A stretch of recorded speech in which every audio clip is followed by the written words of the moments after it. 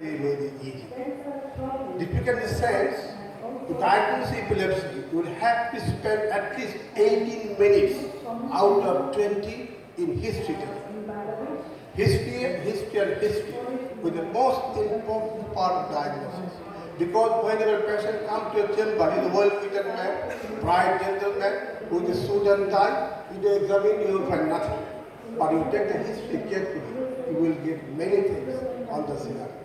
So history from the patient and from the observer who has seen a time is the keystone of diagnosis and where we do the research.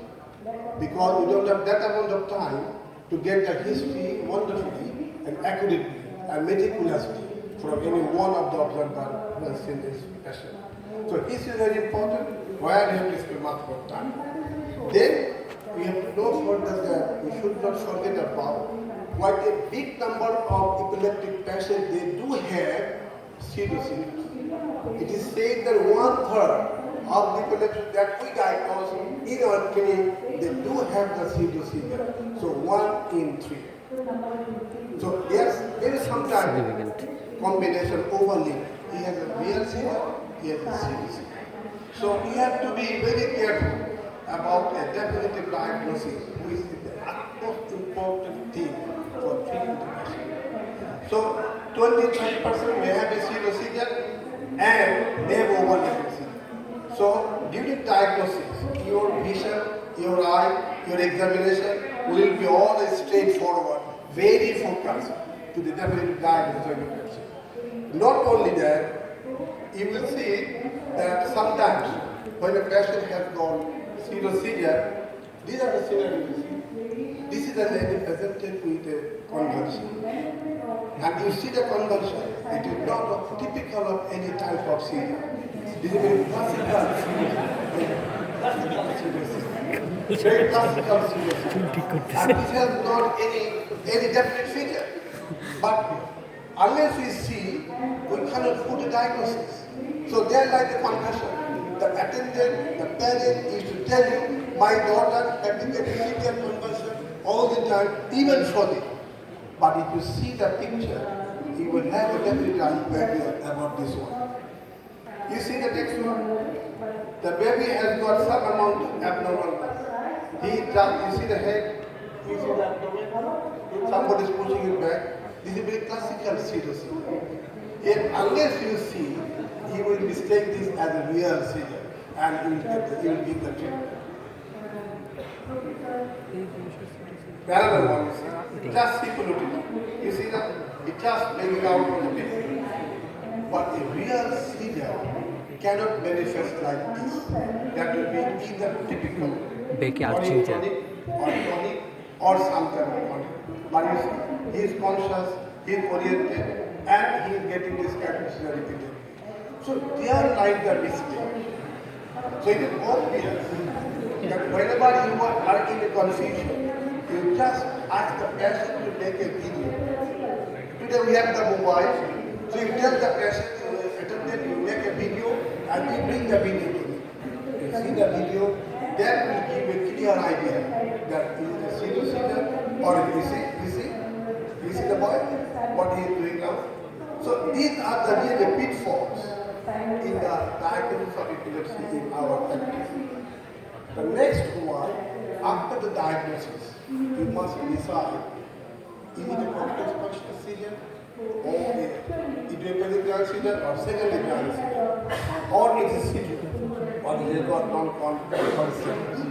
The typing of the epilepsy is all the time very important because different types have got different drugs. Epilepsy is just like a fever. What is that? Is it typhoid? Is it a malaria? Is it a tuberculosis? Because the drug for typhoid cannot cure the malaria. The drug for TB cannot cure the typhoid. So just like the fever, the epilepsy, if you know the epilepsy, unless you know the type, it cannot select a real drug appropriate, which is the most important for the management of epilepsy. So here, just think about it. The primary patient with epilepsy is trying to define is it a complex Persian or simple Persian or secondary epilepsy. Because these classes has got different group of drugs. The most important one is EEG. EEG is not a routine investigation in epilepsy. Keep in mind. It has got very little diagnostic value, but we do it. In certain situations, it gives you the diagnosis. But nowadays, it gives you the over-diagnosis. In most of these people EEG, 90%, more than 90% EEG are not technically perfect. More than 90% EEG are wrongly interpreted. Wrongly interpreted. Hardly a few doctors in this country know how to read an EEG. I repeat, you can quote my name. The EEG has got very limited value, but as a physician, we depend many times on the EEG. Please, do not keep the EEG, please keep the patient. And the EEG findings always need clinical correlation, unless we are sure that this boy has got epilepsy. Whatever might be features of EEG, just try to keep it with the clinical scenario in your mind. So nowadays in our country, very, very painful situations. On one aspect, it is technically very poor to report. On the other side, the report is more than 90% are incorrect. So you, in between, in the patient one side and EEG one side. You doing a choice, you decide. As a clinician, you keep the patient, not the investigation. Not the, but you need sometimes clinical correlation between the two. Always we do it. Next, you see this EEG, where you can see some of the abdominal waves that look like an abdominal waves, but these are not really, these are artifacts. So artifacts in EEG is very, very important. And person he is good to read an EEG where he is able to identify the artifacts. Unless you know the artifacts, he cannot read the EEG. So, regarding the artifacts, you must be all receive all of the artifacts in the EEG. And this has been reported by the abdominal EEG in our countries. So, you see, the next one, these are all artifacts. These are all artifacts, you see.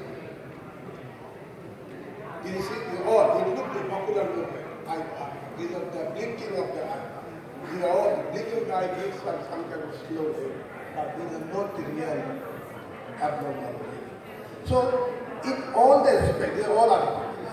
The movement of the body.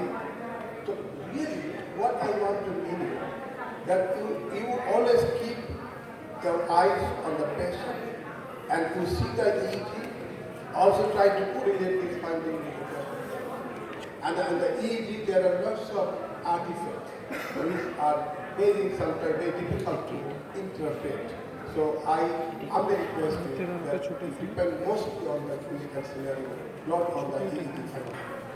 Regarding the MRI CT, MRI of course is the gold standard of investigations, but at the same time, not a routine investigation.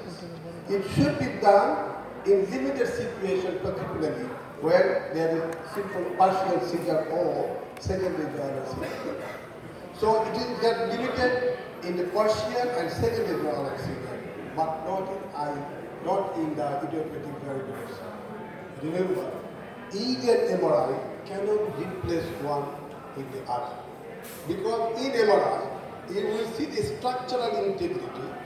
In EEG, you will see the functional integrity.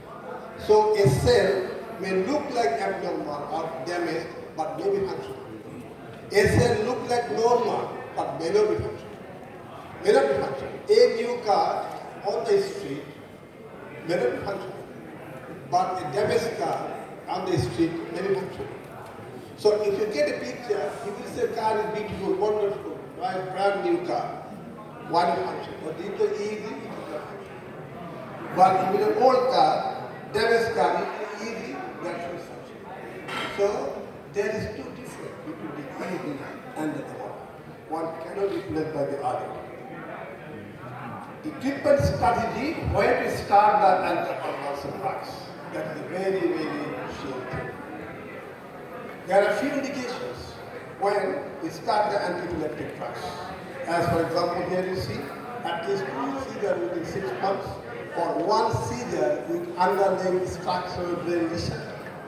That might indicate he might have another seizure very soon. And 1 seizure abnormal EEG, risky job, and seizure with underlying mental retardation or drug addiction or psychiatry. These are traditional indications. But overall, there is a one, if the patient desires. If the patient desires, and if you feel that the patient might have another attack very soon. Normally, after a single attack, we do not treat the patient. I repeat, after a single unprovoked seizure, we do not treat the patient. We just keep on following next 6 months. That's all.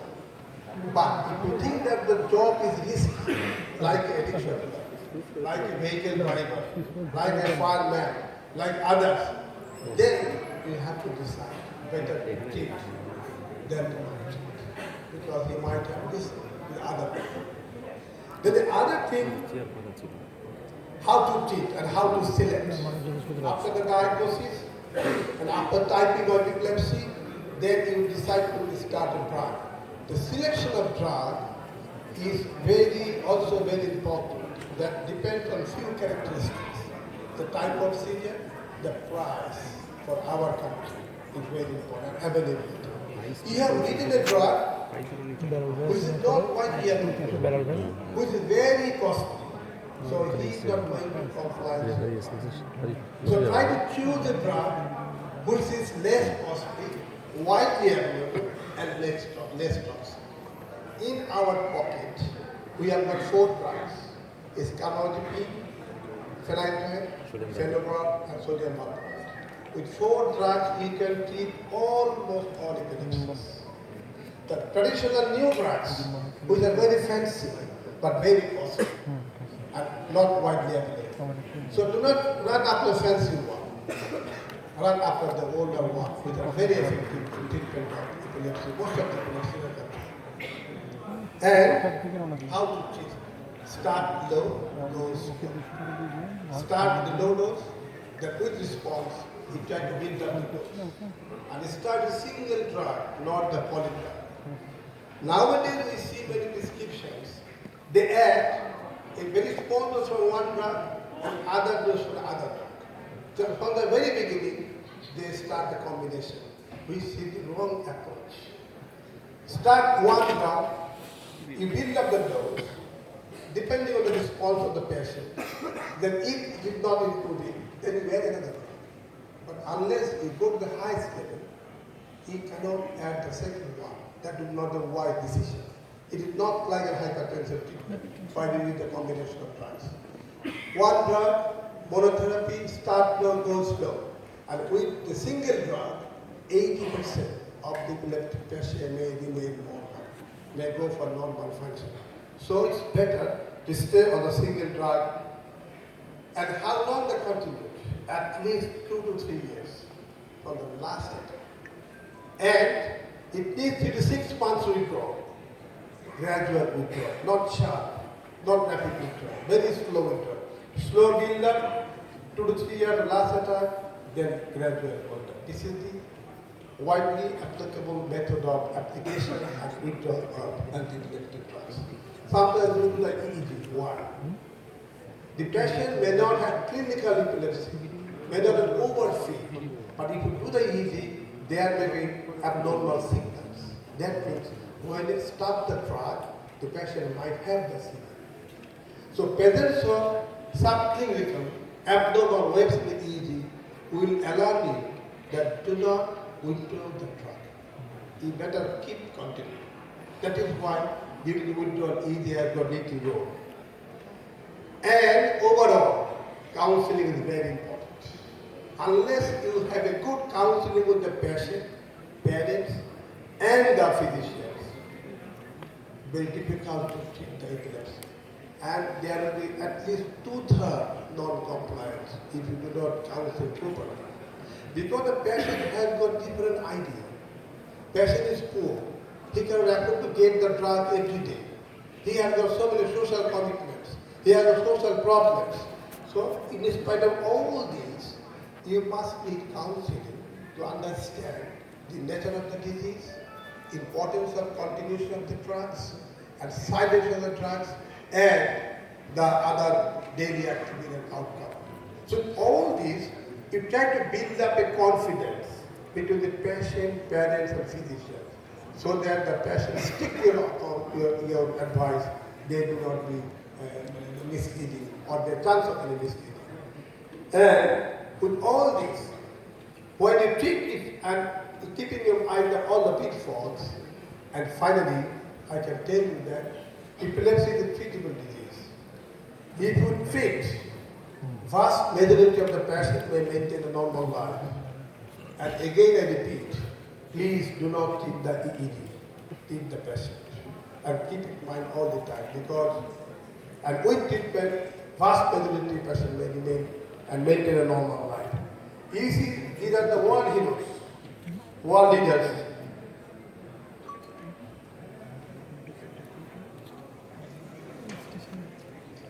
These are world heroes, world leaders, you see.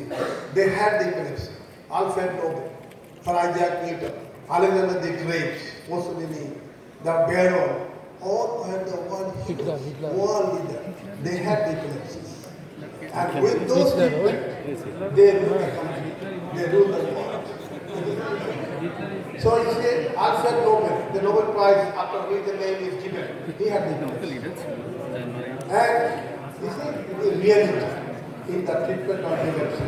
That means whenever you treat appropriately with appropriate drug, the patient will be okay, and he will not get ill. He will be diligent even when walking. And with all this, I thank you all for your session. Thank you very much.